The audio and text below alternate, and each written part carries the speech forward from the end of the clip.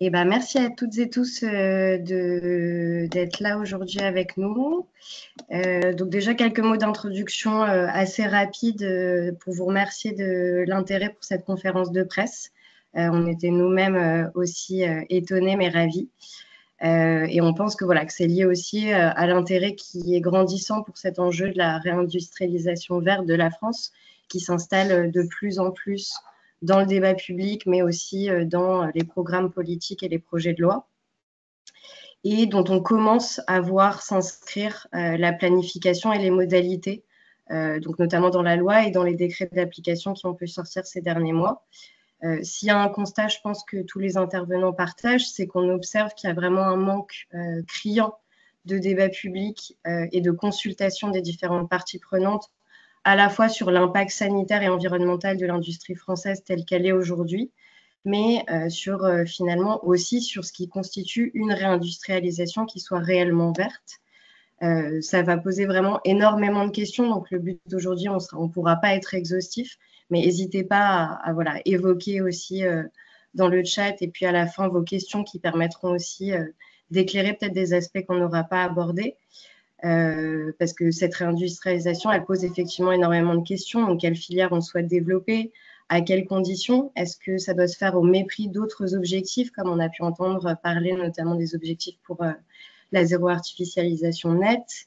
Est-ce que cette industrialisation, elle doit continuer de se faire au détriment de la santé des riverains et au prix de discrimination sociale et environnementale qui augmentent?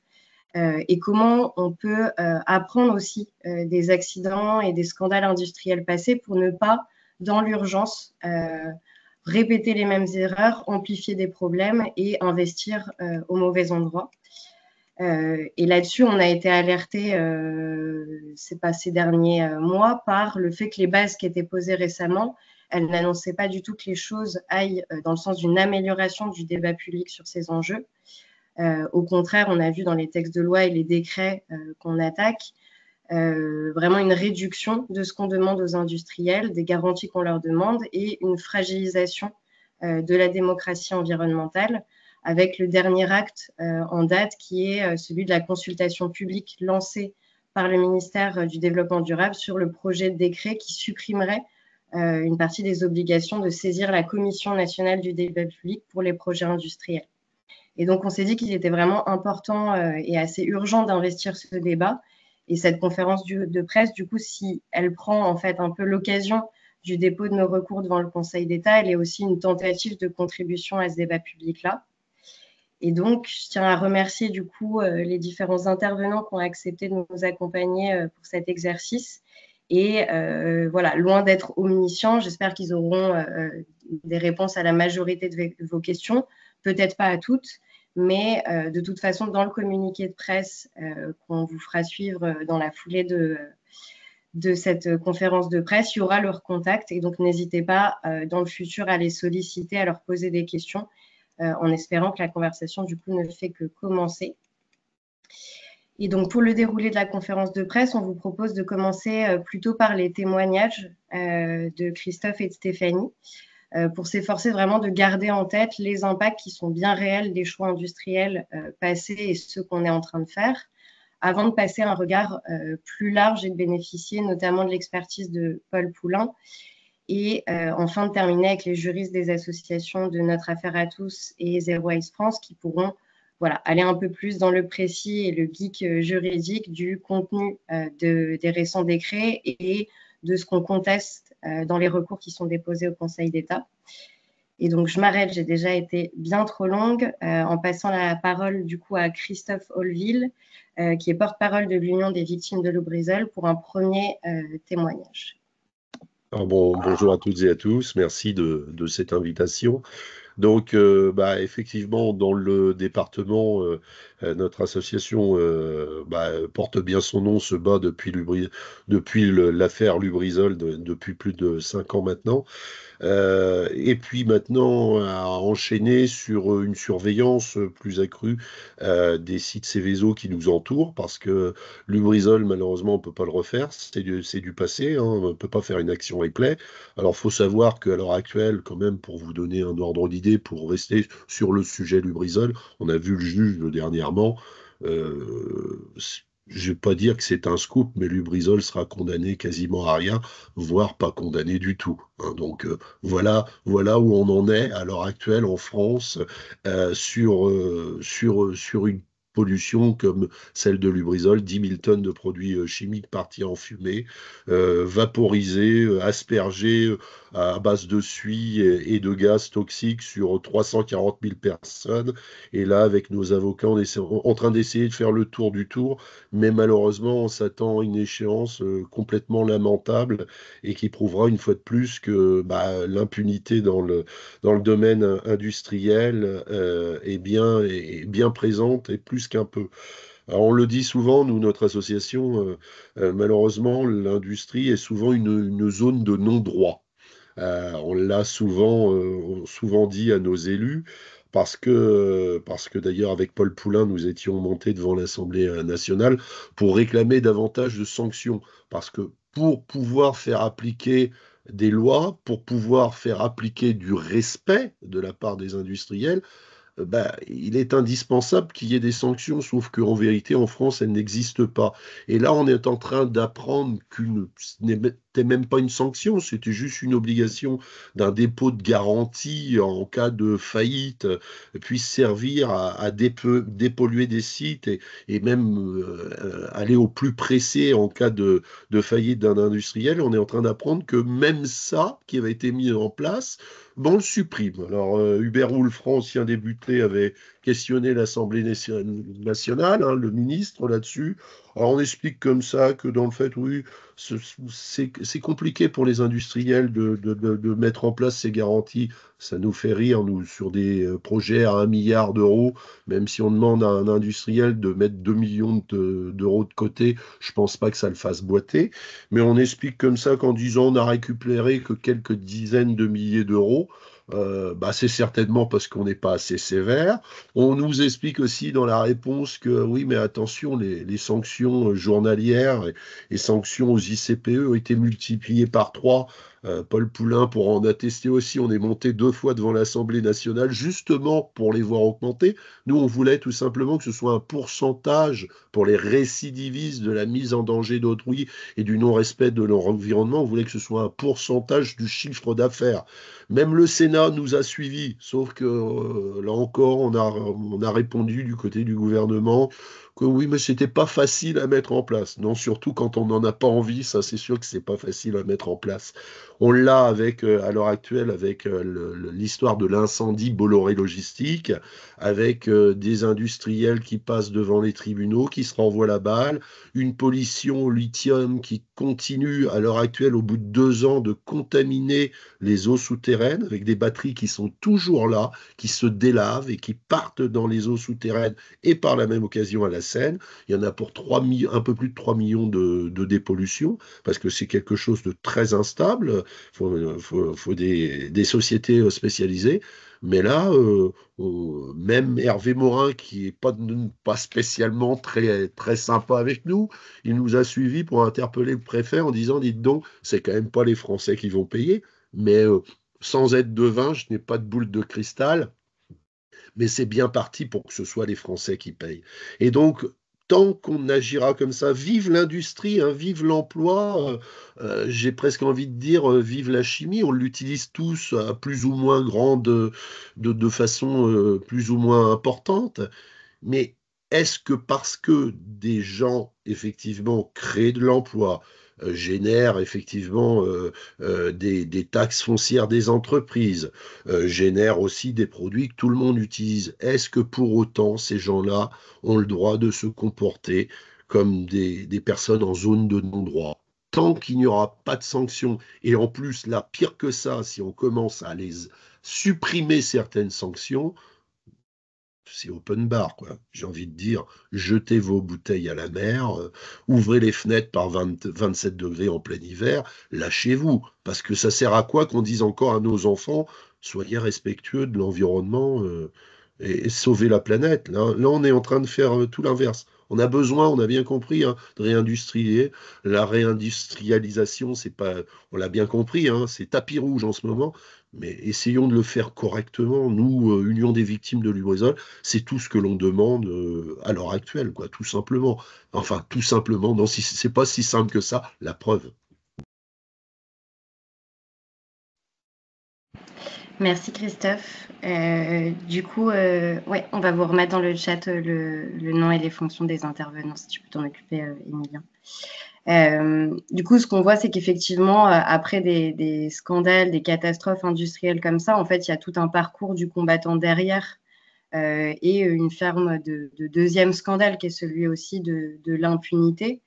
Ce qui parfois fait aussi moins, on va dire, la couverture dans les médias, c'est aussi tout ce qui va être de l'ordre de la pollution chronique, que du coup les habitants de la vallée de la Chimie connaissent bien. Et c'est pour ça qu'on voulait aussi te donner la parole, du coup Stéphanie, parce qu'on trouve que c'est très complémentaire aussi de l'état des lieux que peut faire Christophe, justement pour avoir déjà une vue d'ensemble un peu de où on en est avant de passer la parole aux autres intervenants pour voir un peu voilà, quelle voie on est en train de paver aussi avec ces lois et ces décrets d'application. Donc, je te passe la parole, Stéphanie. Oui, merci. Donc effectivement, nous, on est dans un cas de figure un petit peu différent. Donc moi, je suis habitante de la vallée de la Chimie. Donc c'est un territoire au sud de Lyon qui regroupe énormément d'usines historiques. Ça fait plus d'une centaine d'années qu'il y a des usines qui traitent de beaucoup de produits chimiques.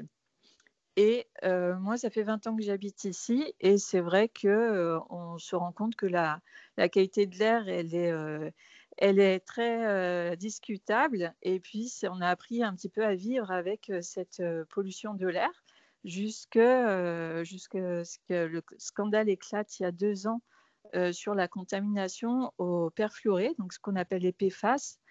Jusque-là, on n'en avait jamais entendu parler. Et en fait, c'est des substances qui sont toxiques. Donc, enfin, c'est une large famille de substances dont certaines sont toxiques et sont reconnues toxiques et surtout qui ont un caractère qui sont très difficiles à se dégrader. Donc, c'est pour ça qu'on les appelle les polluants éternels. Et donc, on s'est rendu compte il y a 2 ans que le sud de Lyon était fortement contaminé. Et ça se portait dans les eaux du Rhône, donc, qui se retrouvaient après dans l'eau du robinet de plusieurs communes au sud de Lyon. Mais également, là, on est en train de découvrir que la terre autour des plateformes industrielles des usines qui utilisent et qui fabriquent ces substances PFAS, donc perfluorées, est très contaminée. Donc, on parle d'un hotspot.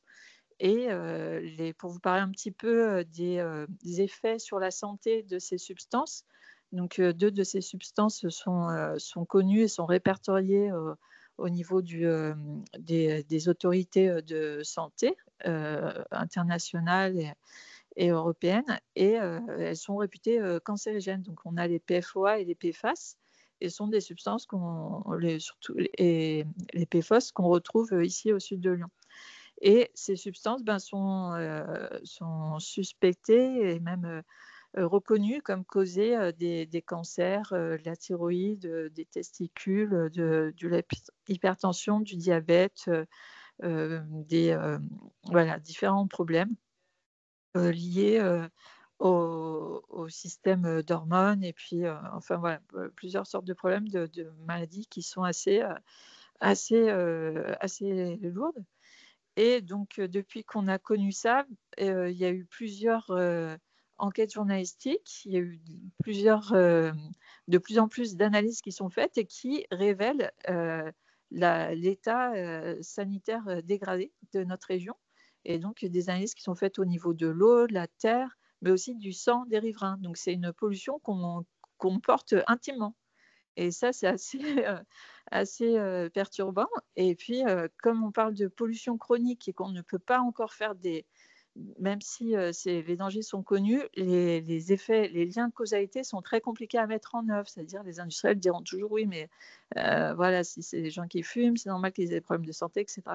Et du coup, c'est un peu un jeu voilà, du chat à la souris. Donc, les industriels qui se réfugient derrière le fait aussi que jusqu'ici, ces substances n'étaient pas réglementées.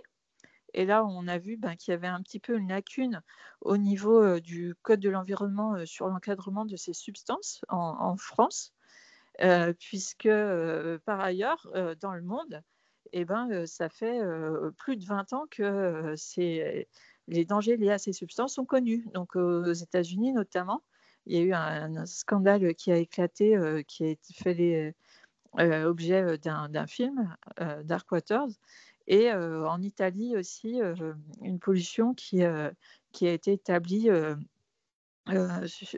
autour d'une usine voilà, au nord de l'Italie. Et malgré la connaissance des dangers de ces substances, les industriels, sous couvert de la réglementation française qui était lacunaire, qui ne protégeait pas assez l'environnement et les riverains, ont pollué alors qu'ils avaient quand même la connaissance de la toxicité de leurs substances. Donc, on voit que le Code de l'environnement était déjà pas assez ambitieux pour nous protéger en tant que riverains au niveau de tous les effets toxiques de ces industries.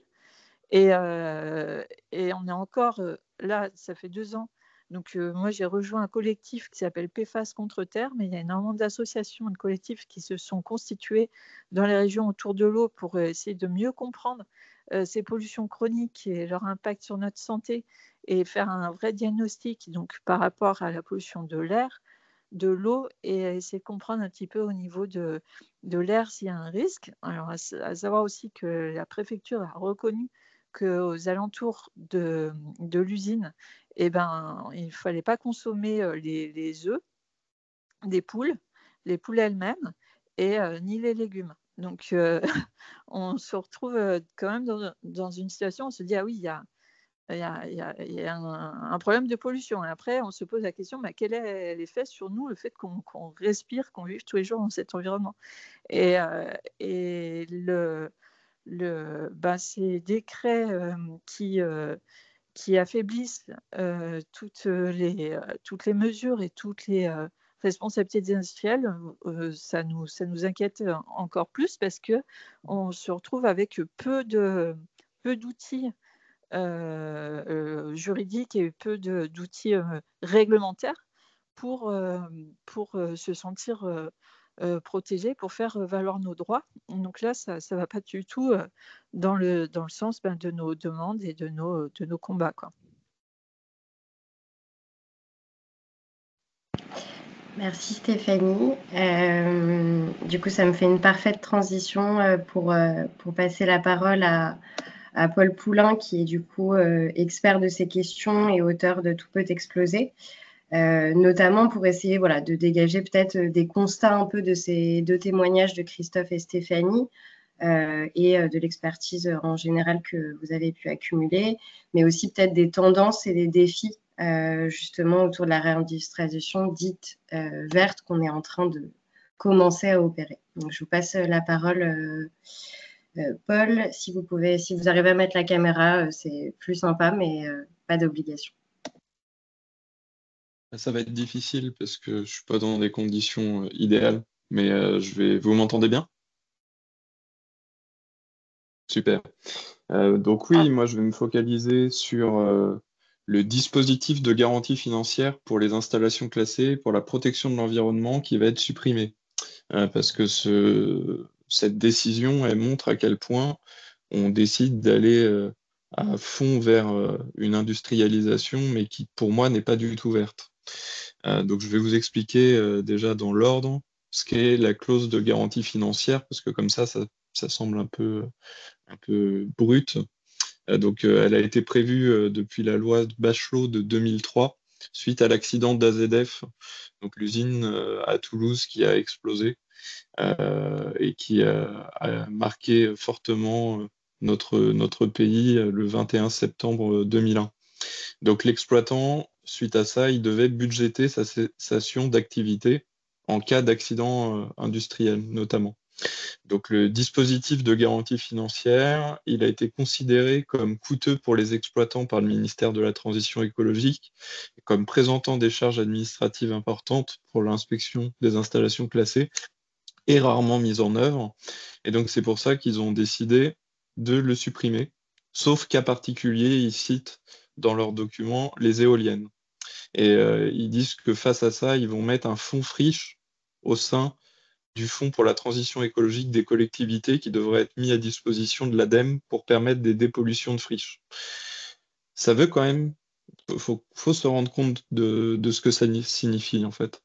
Ça veut dire que ça va exempter de provisionner les fonds garantis en cas de défaillance. Et 70% des entreprises victimes d'un sinistre majeur comme un incendie disparaissent dans les mois qui suivent, selon l'INRS. Donc ça veut dire que toutes ces entreprises, eh ben, elles vont plus provisionner des fonds garantis en cas d'accident industriel. Et on a entre 10 et 20 incendies par jour d'usines en France. Donc je vous laisse faire le calcul de la perte potentielle pour l'État, donc pour les citoyens que nous sommes, pour des risques pris par des entreprises privées. Donc on est toujours dans une logique de privatiser les bénéfices et de collectiviser les pertes. Et après, on s'étonne qu'on ne trouve plus d'argent pour les hôpitaux, les retraites ou d'autres sujets. Donc moi, c'est vraiment quelque chose qui, en tant que citoyen, me choque tout autant qu'en tant qu'expert de la question qui me permet de comprendre les enjeux. Donc la suppression des garanties financières pour certaines installations classées pour la protection de l'environnement, elle remet en cause le principe du pollueur-payeur de plusieurs manières. Donc ce principe du pollueur-payeur, il stipule que les coûts de la pollution, ils doivent être supportés par ceux qui la causent. Cela incite les entreprises à adopter des pratiques plus respectueuses de l'environnement et à internaliser les coûts environnementaux de leurs activités. Et les garanties financières dont je parlais sont un mécanisme clé pour assurer que les entreprises disposent des ressources nécessaires pour réparer les dommages environnementaux qu'elles pourraient causer. C'est pour ça qu'elles ont été dans la loi Bachelot de 2003. Et les garanties financières, elles obligent les exploitants d'installations classées pour la protection de l'environnement, pour rappel, il y en a quand même 500 000 en France, à mettre de côté des fonds pour couvrir les coûts potentiels de réparation des dommages environnementaux. Et donc en supprimant ces garanties, les entreprises ne sont plus tenues de prévoir ces fonds, ce qui peut les inciter à prendre moins de précautions pour éviter la pollution. Et sans ces garanties, le risque financier est transféré à la société dans son ensemble, souvent donc aux contribuables, qui devront alors supporter les coûts de réparation des dommages environnementaux. Et pour conclure, je vais vous partager quand même un point qui me semble très inquiétant, c'est que ça ouvre la porte à de nouveaux scandales environnementaux, parce que sans l'obligation de garantie financière, les entreprises elles peuvent être moins incitées à investir dans des technologies propres ou à adopter des pratiques de gestion environnementale rigoureuses, comme des systèmes de sécurité incendie efficaces, par exemple, et que cela augmente le risque de pollution et de dommages environnementaux, comme évoqué notamment tout à l'heure par Christophe Olville avec l'exemple de l'incendie de Lubrizol. En cas de faillite ou d'insolvabilité d'une entreprise, les fonds nécessaires pour réparer les dommages environnementaux peuvent ne pas être disponibles, et cela peut laisser des sites contaminés sans ressources pour leur réhabilitation, et ça créerait des passifs environnementaux pour les communautés locales, comme pour les gouvernements par ailleurs. Voilà, merci beaucoup.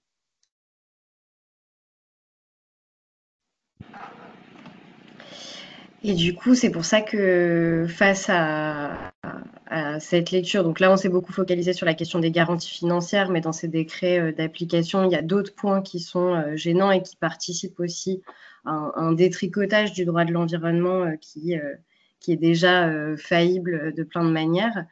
Et ces décrets d'application, en plus, ils ont été pour ajouter une bille au manque de démocratie environnementale, ils ont été du coup adopté pendant l'entre-deux tours des élections législatives. Et donc, ça a demandé un gros travail réactif de la part de notre affaire Atos et de Zero Waste pour justement les contester dans des délais qui soient ceux adaptés. Et donc, pour ça, je vais passer la parole dans un premier temps à Adeline Paradès de notre affaire Atos, et puis dans un deuxième temps à Zero Waste pour vous présenter un peu plus précisément ce qu'on conteste et auprès de qui. Bonjour, merci Justine. Je vais essayer du coup de vous présenter 2 des 3 recours qu'on a introduits et du coup de répondre à une des questions que je viens de voir dans le chat. Si je suis trop technique, n'hésitez pas à me le dire dans le chat et j'essayerai d'adapter. Si je ne suis pas assez technique, n'hésitez pas à me le dire dans le chat et j'essayerai d'adapter. Du coup, je vais vous présenter le premier recours qui porte sur le décret 2024-742 du 6 juillet 2024. Il s'agit donc d'un décret qui est très dense pour ceux qui ont la chance de le lire, avec de très nombreux articles et qui porte sur de très nombreux éléments en matière de droit de l'environnement industriel. Et dans ce décret, tout ne porte pas. D'abord, je tiens à dire que vraiment, dans ce décret, tout ne porte pas atteinte à l'environnement et certaines parties vont même dans le bon sens. Et là-dessus, je renverrai notamment un article, il me semble, d'Actu Environnement qui est dans la salle et qui en parle. Mais je vais surtout ici, bien sûr, vous parler des conséquences négatives et notamment, je vais rebondir sur ce que vient de dire Paul Poulain et donc sur les conséquences de la suppression des garanties financières. Monsieur Paul Poulain vous a expliqué très bien les conséquences très importantes de cette suppression et je trouve aussi que cette suppression, en ce moment même, en ce moment où on a un État qui se dit exsangue et qui dit ne plus avoir les moyens de payer, y compris pour certains pans de la transition écologique, ça interroge d'autant plus. D'un point de vue plus procédural et plus juriste, cette suppression, elle a été prévue par la loi et elle va donc être contestée surtout dans le cadre d'une pulsion prioritaire de constitutionnalité qui sera introduite grâce à cette procédure contre le décret 742. On peut notamment penser à une violation de l'article 4 de la Charte de l'environnement avec l'obligation de réparation des dommages causés à l'environnement, même si je suis consciente que c'est une interprétation de notre part et qu'il va falloir construire dessus très fortement. Cette suppression a également des effets collatéraux qui vont être assez importants, puisqu'elle va soustraire ces installations qui avant avaient une obligation de garantie financière. Maintenant, en fait, quand elles changent d'exploitant, elles n'ont plus l'obligation d'obtenir une autorisation préalable pour ce changement d'exploitant, sauf si elles sont scellées au seuil haut. Et donc, il y a moins de contrôle sur le nouvel exploitant, et d'autant moins de contrôle qu'il n'y a plus non plus l'obligation de transmettre au préfet des éléments sur les capacités techniques et financières de ce nouvel exploitant. Et donc, en fait, dans les faits, même a posteriori du changement, le préfet ne peut pas vérifier les capacités techniques et financières du nouvel exploitant, ce qui est quand même un recul très important, une régression très importante des contrôles en matière de droit industriel.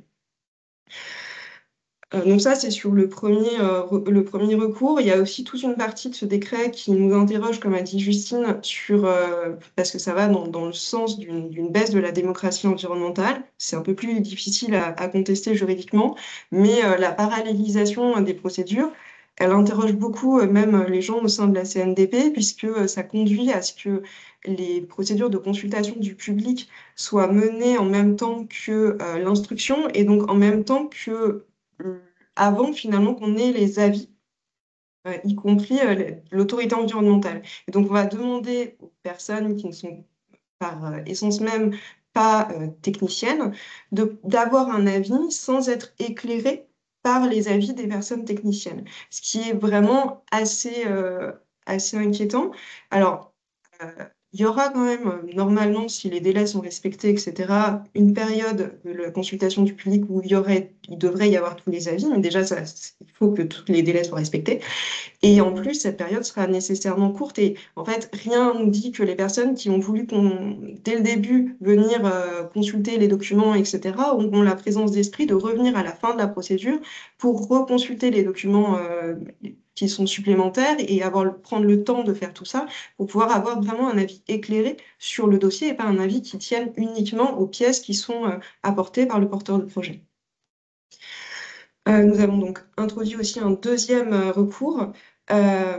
Ce deuxième recours, il porte sur le décret 2024-704 du 5 juillet 2024 qui définit donc les secteurs, notamment les secteurs de technologie favorables au développement durable et qui donc peuvent faire l'objet de déclarations de projet sur l'intérêt général, mais également, et de manière anticipée, l'existence d'une raison impérative d'intérêt public majeur. Cette liste donc, de qu'est-ce qu'une technologie favorable au développement durable, elle est, je ne sais pas si vous l'avez lu, mais elle est très imprécise, elle est écrite de façon très large avec l'utilisation souvent du terme notamment, ce qui ouvre la porte du coup à ce qui est d'autres industries. Ça va jusqu'à reconnaître, par exemple, que toute la filière du bois serait favorable au développement durable. Et c'est pas simplement souvent une technologie, par exemple, le fait de fabriquer réellement des pompes à chaleur, mais où ça va être toute la chaîne de fabrication qui va pouvoir être reconnue potentiellement comme étant favorable au développement durable. Donc on voit que c'est quelque chose qui est... alors, le nom des décrets sont assez à rallonge, mais je vous les mettrai, et de toute façon, je vous les mettrai après dans le chat. Et donc, on voit que c'est quelque chose qui peut avoir tendance à concerner énormément d'industries.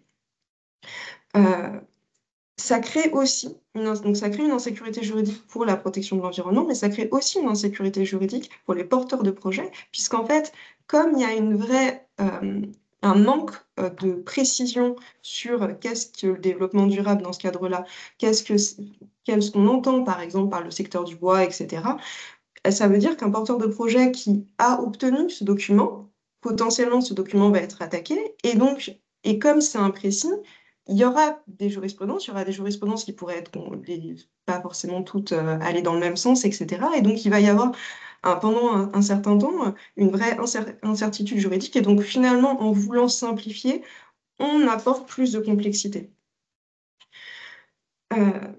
De plus, ce décret il prévoit que les conditions dans lesquelles un projet qui répond à ces secteurs de technologie favorables au développement durable peut bénéficier, comme je vous disais, dans le cadre de la déclaration de projet, donc vraiment dans un cadre très en amont dans le processus de création d'un projet, directement donc d'une reconnaissance comme ayant une raison impérative d'intérêt public majeur. Cette reconnaissance, elle va permettre par la suite, donc quand le projet deviendra plus concret, on saura par exemple nettement plus sa taille, réellement où il s'implique, s'implante, etc. Ça va permettre à ce projet de pouvoir obtenir ce qu'on appelle une dérogation espèce protégée et donc de atteindre à la protection d'une espèce protégée. Il y a plusieurs soucis là-dedans. L'un des premiers, c'est que comme ça arrive très en amont et qu'on ne pourra plus, en fait, notamment au moment où on conteste l'autorisation de dérogation espèce protégée, on ne pourra plus remettre en cause le fait qu'il y ait une raison impérative d'intérêt public majeur. C'est déjà en soi un problème, puisque ça veut dire que quand les gens vont vraiment se rendre compte qu'il y a un projet et qu'on sait où est-ce qu'il est implanté et donc quels sont les riverains, etc., ce sera déjà trop tard pour un certain nombre de projets, pas tout le temps, mais pour un certain nombre de projets. Et donc ça pose plein de questions. Comment est-ce qu'on peut savoir s'il y a une R2IPM sur un projet qui est encore à un état pas encore complètement construit. Donc, en fait, on ne sait pas réellement quels vont être ces impacts, à la fois positifs et négatifs. Donc, ces problèmes sont en partie abordés déjà dans le cadre d'une question prioritaire de constitutionnalité qui a été transmise par le Conseil d'État le 9 décembre 2024 au Conseil constitutionnel. Et donc, on devrait avoir finalement peu de temps en point de vue juridique, une décision sur cette question. Et d'ailleurs, nous avons produit une intervention au soutien de l'association de protection de la forêt des Colettes dans le cadre de cette QPC. Et au-delà même de cette QPC, nous contestons aussi le fait que ce décret ne permet pas de vérifier que le projet a un impact positif sur l'environnement. Puisqu'en fait, ce décret que l'on conteste, lui, ce qu'il vient faire, c'est dire comment est-ce qu'on va obtenir quand on est porteur de projet, comment est-ce qu'on obtient cette R2IPM et quels documents il faut envoyer. Or, quand on regarde les documents envoyés, aucun ne porte sur l'impact environnemental du projet. Donc en réalité, c'est bien dire que cette R2IPM, elle ne prend pas du tout en compte le fait de savoir si ce projet, il est réellement bénéfique pour le développement durable ou s'il est simplement un projet de plus. Et c'est simplement le fait qu'il soit ce soit une industrie qui soit dans la liste des industries, mais une liste qui est encore une fois très imprécise, qui permettrait de démontrer l'impact sur le développement durable et donc il n'y aurait aucune appréciation in concreto des projets et de leur impact réel. Et donc, pour vous expliquer concrètement comment un projet même de recyclage peut, dans les faits, être contraire au développement durable et donc la nécessité de ce contrôle in concreto sur quel est l'impact de tel et tel projet sur le développement durable, je vais laisser la parole à Madame Bénédicte Kierkegaard de l'association Zero Waste France. Bonsoir à toutes et tous, vous m'entendez? Je vais mettre ma caméra, excusez-moi. Alors on pourra, peut-être que je pourrais parler davantage du cas Eastman dans la partie questions-réponses. Et c'est vrai que je vais revenir dans un premier temps peut-être sur un autre mécanisme nouveau, une nouvelle qualification juridique qui résulte également de la loi Industrie verte avant de parler plus spécifiquement du cas Eastman.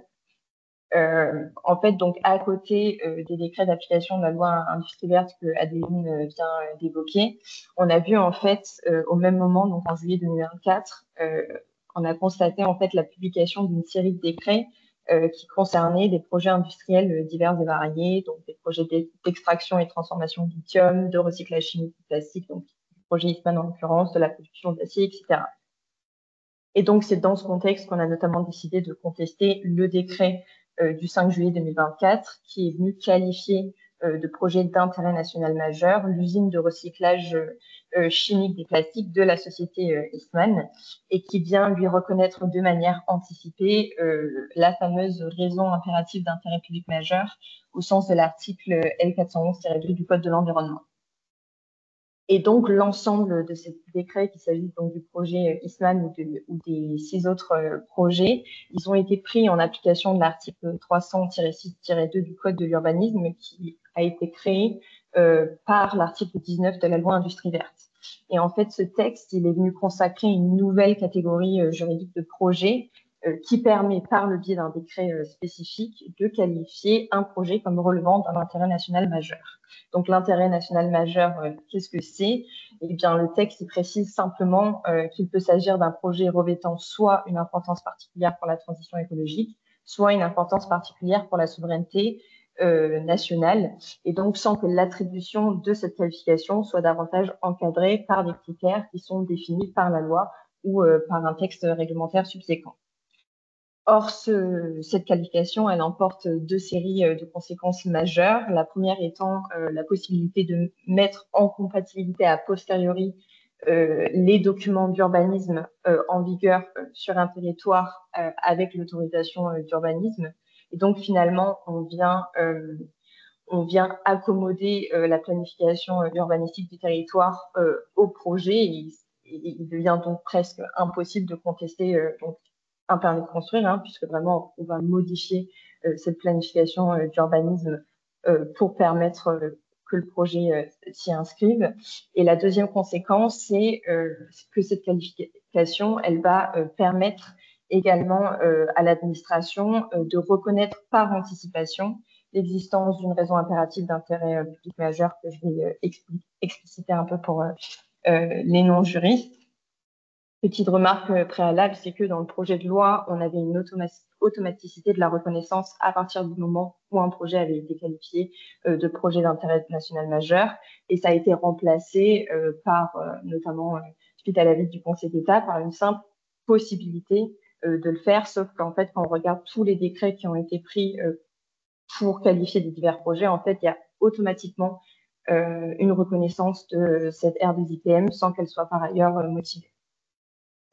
Et donc, cette reconnaissance anticipée de la R2IPM, elle est rendue possible par un nouvel article auquel l'article 300-6-2 du Code de l'urbanisme renvoie et qui est l'article donc 411-2-1 du Code de l'environnement, qui avait en fait été créé par la loi d'accélération des énergies renouvelables, qui visait déjà à créer une reconnaissance, une présomption de R2IPM à l'égard des projets d'énergie renouvelable, qui venaient dans une certaine mesure aussi s'aligner sur le droit européen, alors que là, du coup, on a une nouvelle reconnaissance anticipée, mais pour une catégorie de projets qui sont extrêmement peu encadrés.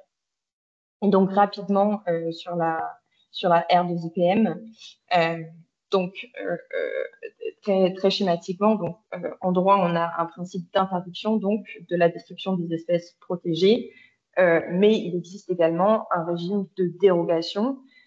Donc, en fait, un porteur de projet peut être autorisé classiquement par le jeu d'un arrêté préfectoral, en fait, de porter atteinte à un certain nombre d'espèces protégées qui se trouveraient dans le lieu d'implantation donc du futur projet, à partir du moment où trois conditions cumulatives et distinctes sont caractérisées. Donc d'abord, l'absence de solution alternative satisfaisante. Pour le dire simplement, c'est que le porteur de projet va avoir évalué d'autres possibles localisations de son projet, mais finalement le moins défavorable, notamment à l'environnement, et en même temps celui qui lui apporte d'autres choses dont il est nécessaire pour la réalisation du projet.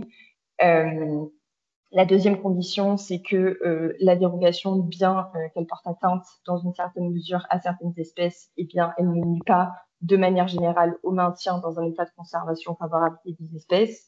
Et la troisième condition, donc, c'est l'existence de cette fameuse raison impérative d'intérêt public majeur. Finalement, on estime que quand on met en balance la nécessité de protéger donc certaines espèces et du coup le projet, ben, en fait, les bienfaits du projet sont tels, que ce soit d'un point de vue sanitaire, sécuritaire, social et économique ou même environnemental, et bien les bienfaits du projet sont tels qu'on peut justifier donc une atteinte à la dérogation espèce protégée. Et donc classiquement, ces critères ils sont appréciés de manière simultanée donc à l'occasion d'un recours contre l'arrêté préfectoral, donc qui va octroyer ces dérogations espèces protégées. Et donc, classiquement aussi, cette dérogation, elle va être octroyée à un stade avancé de la procédure. C'est-à-dire que elle va être octroyée au moment où le projet sera autorisé et donc à l'issue de tout le processus en fait de participation et d'information du public, à l'issue de laquelle une étude d'impact aura été versée dans le cadre de l'enquête publique, etc. Or, ce qu'on retrouve du coup avec cette qualification anticipée, et c'est d'ailleurs le cas de la majorité des projets qui sont concernés par cette qualification d'intérêt national majeur, eh bien, en fait, les projets vont pouvoir bénéficier de cette reconnaissance anticipée de la R2IPM à un stade assez précoce, et notamment pour un des cas assez emblématique qui est celui d'une mine de lithium portée par la société Eneris qui a aussi reçu cette qualification. Et bien en fait le projet il en est au simple état de concertation préalable, c'est-à-dire que le débat public encadré par la CNDP vient de s'achever. Il y a une période de concertation continue qui va s'ouvrir, mais on n'est pas encore du tout au stade où on connaît tous les impacts potentiels du projet sur la faune et la flore, et donc notamment sur les espèces protégées. Et c'est-à-dire que on peut déjà, donc le projet peut déjà se voir octroyer cette reconnaissance de R2IPM, alors même que les informations qu'on a sur les impacts réels de l'environnement sont encore majoritairement inconnues.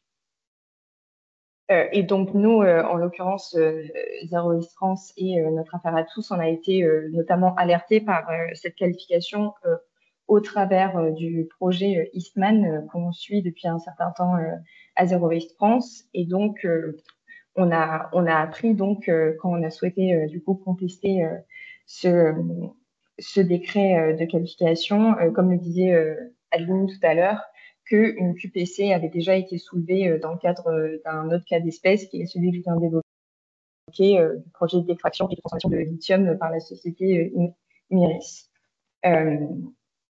Et donc, justement, l'objet de cette QPC, c'est de questionner la constitutionnalité de cet article L411-2-1 qui permet cette reconnaissance anticipée alors même qu'il n'y a finalement aucun encadrement des conditions de cette reconnaissance anticipée. Et d'ailleurs, on le voit dans les décrets qui ont été pris, il n'y a aucune modification, aucune motivation, pardon. On a toujours un article 2 qui se borne simplement à dire que voilà, il y a l'existence d'une raison impérative d'intérêt public majeur au sens de l'article 411-2 du Code de l'environnement. Et d'ailleurs, le Conseil d'État, dans son avis sur la loi Industrie verte, avait lui-même déjà souligné qu'il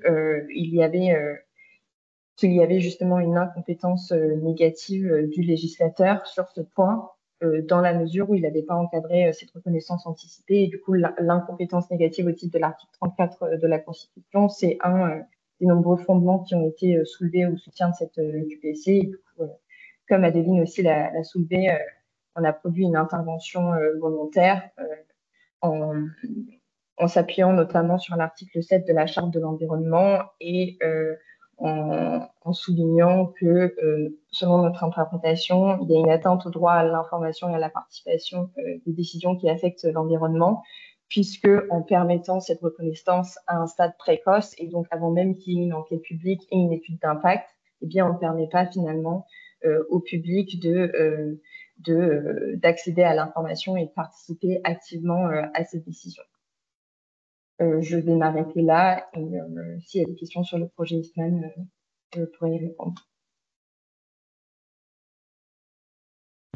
Merci Adeline, merci Bénédicte. Du coup, pour vous rassurer, on sait que c'est des sujets qui sont très denses. Du coup, c'est pour ça qu'on a essayé au maximum de les synthétiser, de les vulgariser dans le communiqué de presse. Alors, on n'a pas l'ambition de faire l'affaire du siècle ou justice pour le vivant sur l'industrie, pour une raison qui est que des dossiers comme l'affaire du siècle, comme justice pour le vivant sur la question des pesticides, sont des dossiers où on est dans une stratégie, on va dire, proactive, c'est-à-dire qu'on identifie, on travaille pendant des années sur ces recours et on identifie une faille, quelque chose qu'on a envie de faire reconnaître pour aller chercher de l'action.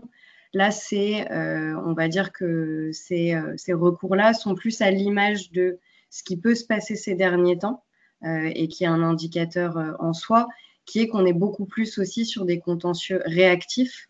Donc, c'est-à-dire qu'en fait, une fois qu'on a forcé finalement sur la question climatique l'État à bouger, notamment avec la loi climat, mais pas que, en fait, après, c'est dans la mise en œuvre finalement de cette action climatique où les textes sont pas du tout à la hauteur, voire parfois fonctionnent un peu comme un cheval de Troie pour détricoter le droit de l'environnement. Donc en fait, c'est pas tout à fait les mêmes ambitions et c'est pas le même temps de préparation aussi, puisque une fois que les décrets sont sortis, on a finalement 2 mois de travail, donc là qui en plus se sont faits, on remercie Adeline et Bénédicte pendant l'été, pour réagir, pour interpeller les ministères et puis 4 mois plus tard pour pouvoir aller devant les tribunaux s'il n'y a pas eu de réponse satisfaisante. Donc on va dire que ce n'est pas la même logique et du coup ce n'est pas tout à fait la même logique de création de coalition où on travaille, on va dire, avec les gens qui ont déjà une expertise mobilisable à très court terme sur ces contentieux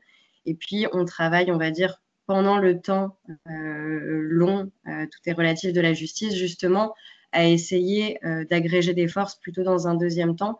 Et c'est ce qu'ont accepté de faire Christophe, Paul ou Stéphanie aujourd'hui, c'est de commencer à faire monter d'autres personnes dans le bateau pour mieux comprendre les enjeux et comment on peut se servir aussi de l'expertise parfois un peu technique pour aller chercher des victoires ou créer un débat public sur ces questions-là. Mais sur la question des autres associations, si c'était aussi dans l'esprit de votre question, il peut y avoir aussi des interventions volontaires. Donc, s'il y a des organisations qui veulent finalement rajouter aussi leur point de vue, soutenir nos demandes ou rajouter des pans d'argumentation, c'est toujours possible une fois que maintenant le contentieux est lancé auprès du Conseil d'État. Et je te passe la parole, Christophe. Ouais, je voulais juste préciser une petite chose, un retour d'expérience qu'on peut avoir maintenant avec les différents cas que l'on a chez nous en Seine-Maritime, avec les différents incendies qu'on a eus. Il y a une chose sur la garantie financière, effectivement, elle devrait rester, mais le problème, c'est que souvent, enfin pas souvent, à chaque fois, j'ai envie de vous dire, il y a une chose qu'il faudrait absolument arriver à mettre en place en France, alors je ne sais pas par quel moyen juridique, c'est que nous, on s'est rendu compte que qu'est-ce qui sauve tous les industriels quand ils ont un pépin d'atteinte à l'environnement, c'est que dans le fait, il n'y a jamais d'analyse avant. Il n'y a pas de point zéro. Ce qui fait que nous, on l'a vu, on l'a vécu avec Lubrizol, et c'est d'ailleurs pour ça qu'ils vont s'en sortir je veux dire, avec le tapis rouge. Je sais que de toute façon, même si des analyses sont faites après les accidents, ou même après une pseudo-remise en état d'une friche industrielle, c'est que de toute façon, il n'y avait pas de point zéro. Et systématiquement, quand on trouve de la pollution, c'est pas eux, c'est ceux d'avant. Donc voilà. Et à partir de ce moment-là, il est impossible, quasiment impossible, de toute façon faire condamner un industriel ou même de se servir de cette fameuse garantie financière. Parce que, par exemple, je les ai même remis en place en préfecture, Lubrizol se sert toujours pour justifier, par exemple, la pollution des eaux souterraines sous son site alors qu'il y a tous les marqueurs de l'incendie, mais ils disent non, non, c'est pas ça, c'est qu'il y a eu un incendie 30 ans plus tôt d'une usine qui s'appelait Onduline, et puis bien sûr, toute la pollution qu'on retrouve à l'heure actuelle, c'est Onduline. Donc voilà, tout simplement. Et systématiquement, ce n'est que ça. Et nous, ce qu'on l'on souhaiterait un jour qu'il soit mis en place, il y a certainement des choses, c'est que systématiquement, lors d'une implantation d'une nouvelle installation, il devrait y avoir un état des lieux précis, public, des analyses des terres qui vont servir d'abri d'une nouvelle usine, enfin, qui vont venir accueillir une nouvelle usine. Parce que, de toute façon, s'il leur arrive un pépin, ils diront que c'était pas eux, que la pollution existante, les métaux lourds, etc.